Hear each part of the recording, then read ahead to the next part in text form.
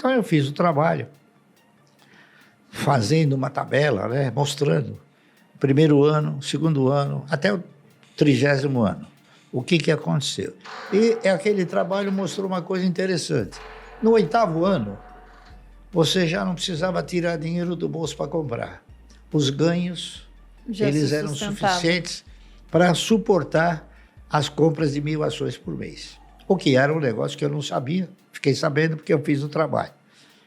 E esperançoso de que as ações pudessem efetivamente proporcionar uma renda mensal digna, eu denominei esse trabalho de Ações Garante o Futuro.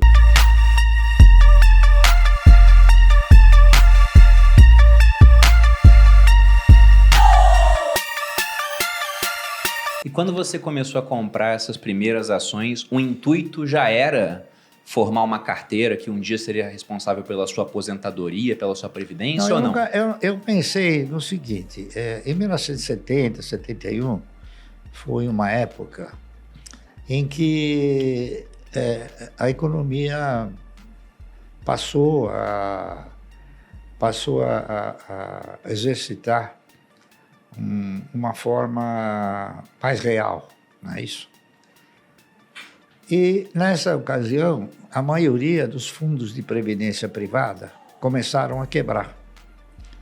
Então, inúmeros fundos que ainda hoje se comenta, né, que eram fundos particulares. Era Pereira Barreto, Providence, Montepio da Família Militar, GBOX, uma série deles, né? Então eu comecei a ficar, assim, eu diria até preocupado, né? Se os fundos de previdência privada quebraram, até que ponto uma previdência sustentada pelo Estado poderia me proporcionar uma renda mensal digna, não é isso? No futuro. Então eu comecei a pensar no futuro. E pensando no futuro, eu fui avaliando o quê? Fui avaliando as oportunidades que se ofereciam na época, não é isso? Que era letra de câmbio, ORTM, ARTP, bônus rotativo, tinha uma série de aplicações, não é isso? E tinha também ações que você participava no projeto de empresas, não é isso? Então eu fui fazendo avaliações e cheguei numa conclusão de que seria talvez um pouco difícil, não é isso? A Previdência proporcionar um retorno. Então eu fui buscar uma outra fonte de previdência, uma outra fonte. Então eu examinei inúmeras fontes, a RTM, o RTP, bônus, LC, tá certo? Contratos mercantis, enfim. Cheguei na conclusão que as ações, elas ostentavam e reuniam condições, se você tivesse a participação em bons projetos, em projetos de empresas futuristas, de você estar assemelhado com a postura do controlador ou dos maiores acionistas.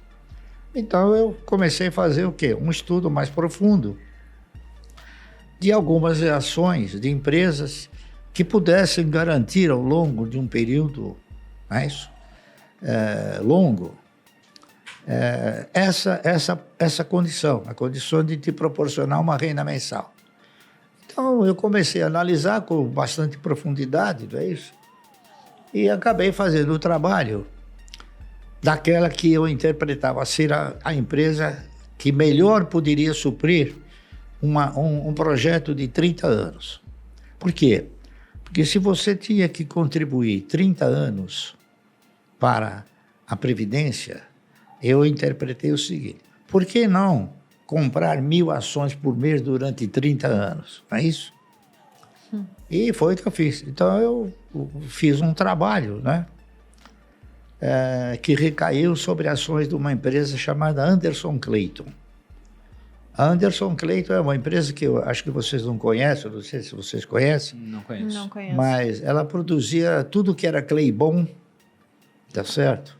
Amendocrem, ela fazia óleo clay bom, né? Óleo Clay de- bom é tipo Margarina. aquela farinha, aquele negócio de margarina, engrossar, clay né? bom, Ah, é, verdade, margarina. Minha avó usava no bolo. margarina clay bom, ela fazia também um negócio chamado amendocrem, Se o cara faz que é Claybon, mais faz ou da menos graxa pra parecido. veículo, que é muito parecido. Que é mais ou menos parecido com um negócio que se faz hoje, que eu esqueci o nome aí. Tipo pasta de amendoim, pasta de Isso, amêndoas, essas isso aí. coisas. Ela fazia tudo isso. Então era uma empresa do setor de alimentos, tá certo? Aí eu fiz o trabalho, esse trabalho ele se chamou Ação e Alimento, duas bases de desenvolvimento. Aí eu fiz o trabalho, né, propondo o cidadão comprar 1.000 ações por mês durante 30 anos.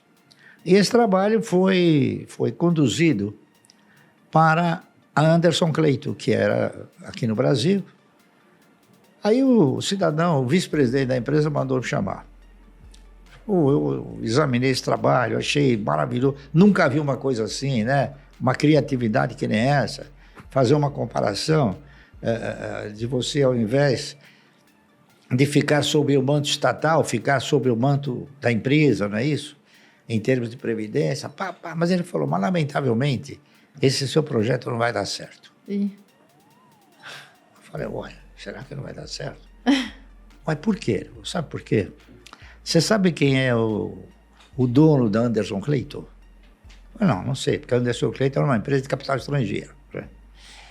Eu falei, não sei. Ele falou, olha, os donos da Anderson Clayton são duas velhinhas de 80 anos que elas herdaram isso dos seus pais.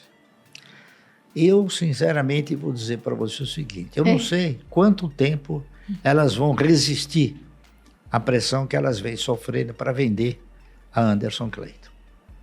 Tudo bem, então, já que a Anderson Clayton ela não ostentava a postura de viver mais 30 anos, não é isso? Então eu passei para a ação subsequente, para a empresa subsequente. Porque a empresa tinha que ter duas condições importantes. Primeiro, perenidade. E segundo, tinha que ter o quê? Tinha que ter sustentabilidade, tá certo? A Anderson Clayton era a empresa que pagava o melhor dividendo do mercado. Por quê? Porque ela mandava para fora. Aí a empresa, em segundo lugar, chamava-se Centrais Elétricas de São Paulo, CESP.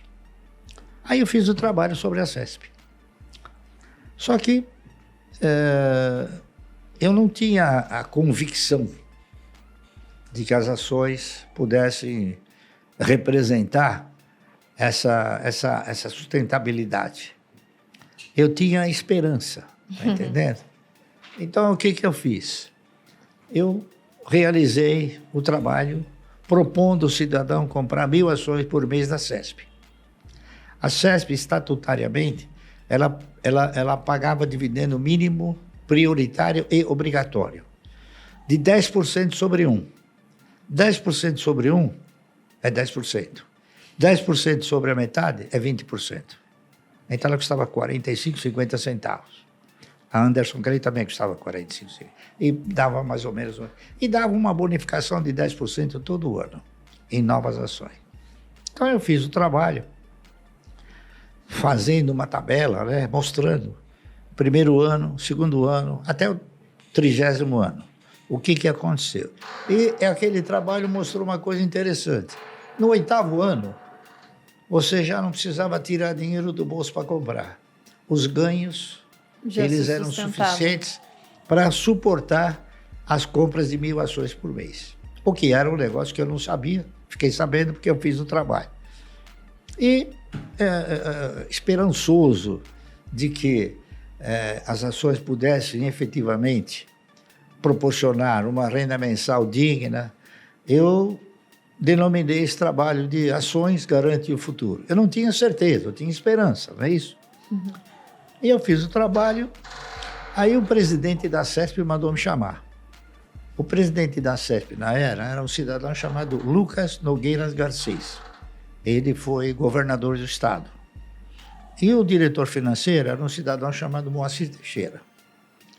Aí eu fui, conversei com ele me chamou lá no salão nobre lá da CESP. Chegou para mim e falou, seu Márcio, eu quero comprar o seu trabalho. Falou umas 10 vezes. E eu falei 10 vezes para ele, mas eu não fiz o trabalho para vender. Fiz o trabalho porque eu sou do mercado e eu quero mostrar a minha contribuição para o mercado, se é que ela tem alguma validade. Não, ele elogiou o trabalho.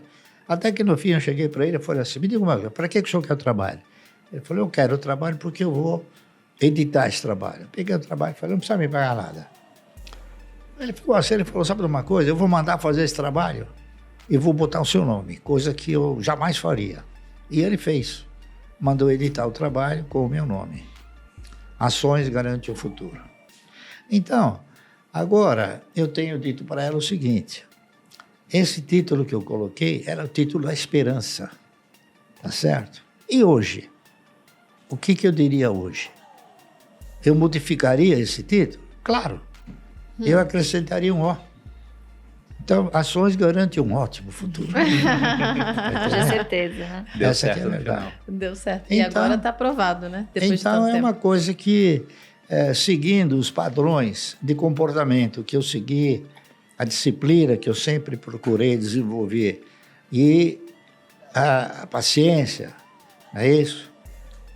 Tudo isso acabou sendo muito importante, porque ações elas foram feitas para comprar, não para vender, entendeu?